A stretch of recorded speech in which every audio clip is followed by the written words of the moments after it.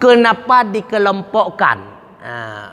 Dikarenakan ketika dilihat oleh ulama-ulama tauhid, di antaranya termasuk para ulama tauhid ahli filsafat, termasuk filsafat Islam, wujud itu dikategorikan kepada sifat apa?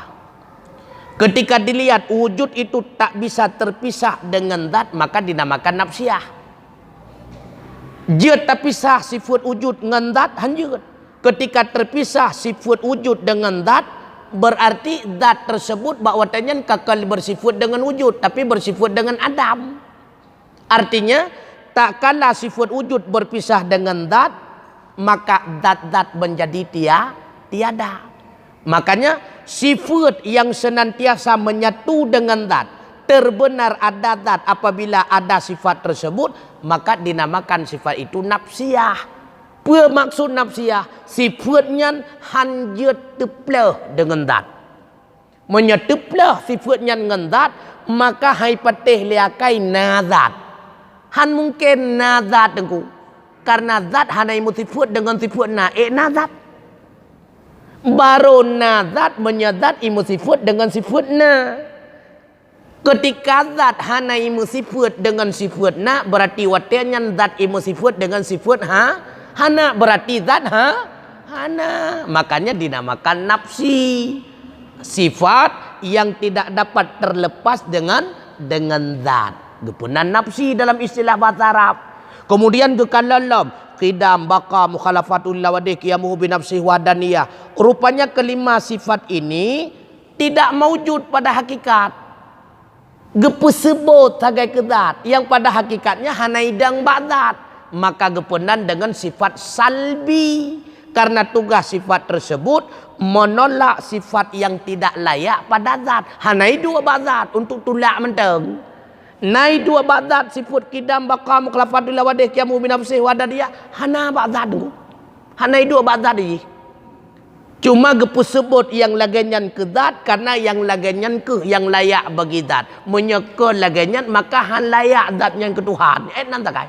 Contoh. Wate takun legetanyo lezat. Lezat. Nai dua lezatnya ba'zat hana. Yang nai dua ba'zat mameh. Menyekan mameh matam. Menyekan matam ke uang. Dah lah mehai. Nai dua mehai ba'zat hana. Yang nai dua ba'zat menyekon raya le menyebut kemurahan dek. Raya le ataupun mangat. Maka karena le gekun mehai, karena raya gekun mehai, pakan gekun mehai han cocok tak pegah murah. Cantik nai dua ba'zat hana, pakan si gepu sebut cantik han cocok tak pegah gurah.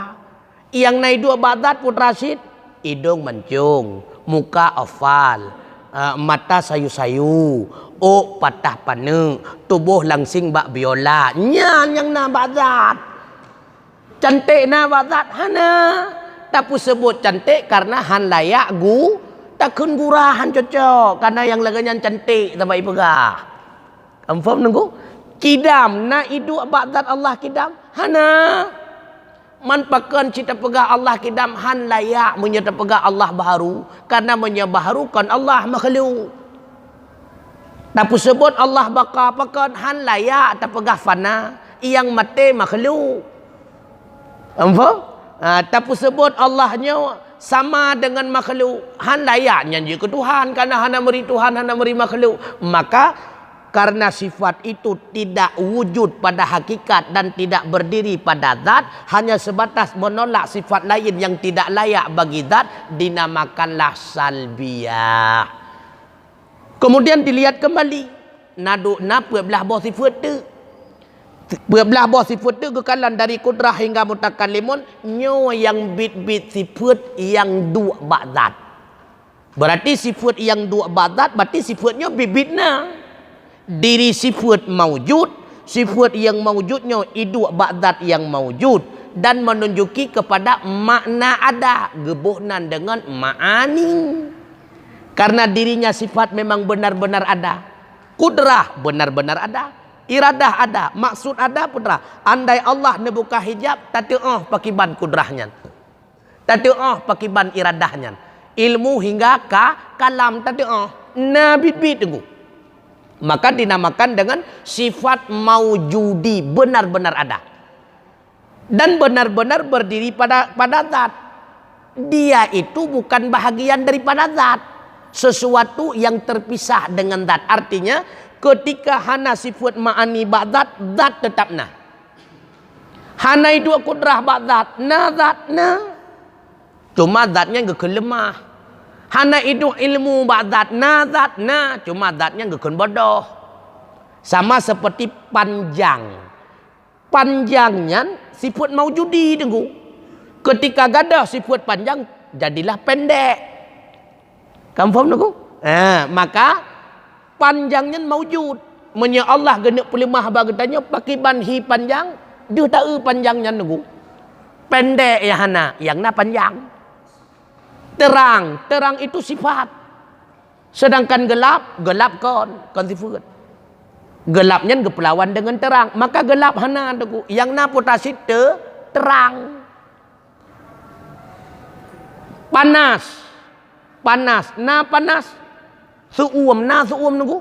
Suum hana tunggu. Yang na dingin. Makanya ahwate diukur derajat kan derajat panas. Derajat dingin. Karena kurang dingin jadi panas. Makanya hanya ukur panas hiji tunggu. Hana Celsius hiji. Dingin, ketika dinginnya kagada, maka lahir panas tunggu. Celsius dingin, maka panas sana.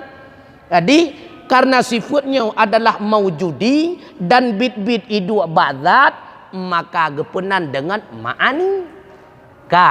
Gekalan tujuh batu. Hana bukan apa kurang. Tujuh batu. Wate gekalan tujuh batu berarti untuk menerangkan bahwa ma'ani benar-benar telah berdiri pada zat, maka dinamakan maknawiyah. Lagi contoh, qadiran, putra kadirannya untuk guna bithe bak getanya tungku bahwa ba'zat bit-bit kaidu kudrah. Awat tegakun aliman kepada zat untuk guna pegah bak getanya bahwa ilmu bit-bit kana ba'zat. Lagi takun lagi tanya yang panjang. Pakon takun yang panjang untuk tanda pegah bagap bahwa ba'zatnya naik dua sifat panjang. Yang terau takun long yang terau. Pakon takun yang terau untuk tanda bithe bagap bagi tanya kai dua sifat terau. Yang dua untuk tanda pegah bagap bahwa bagi tanya kai dua sifat dua untuk menerangkan ma'ani bahwa ma'ani benar-benar ada pada zat, dinamakanlah dalam istilah dengan ma'nawiyah. Kamu faham? Jadi nyan nama-namanya kedudawa tunggu. Ketika pugukunya guna kelompokkan nyohoi tamong puana sama mendum, tak kala diperhatikan oleh ulama-ulama, rupanya ke-20 sifat itu tidak sama. Makanya dikelompokkan dalam kelompok tertentu. Nafsi 1, salbi 5, ma'ani 7, maknawiyah tu. Namanya kududaw. Istilah-istilahnya kududaw awai hana istilahnya. Bahkan ilmu tauhid pi hana istilah. Rasulullah tidak pernah bersabda ini ilmu tauhid namanya, ini ilmu fiqah namanya. Hana nama istilah ilmu nyan kedudo barona. Ketika menerangkan tentang masalah kalam, akidah dinamakan tauhid. Ketika menerangkan masalah furu' syariah dinamakan fiqah. Ketika menerangkan dengan masalah akhlak dinamakan dengan tasawuf. Ketika menerangkan dengan masalah pembahagian harta dinamakan faraid. Ketika menjelaskan tentang masalah politik dinamakan fiqh siasah. Yang kedua yang menamakan yang kedua wallahu alam bisawab wa ilaihil marju wal ma'ab.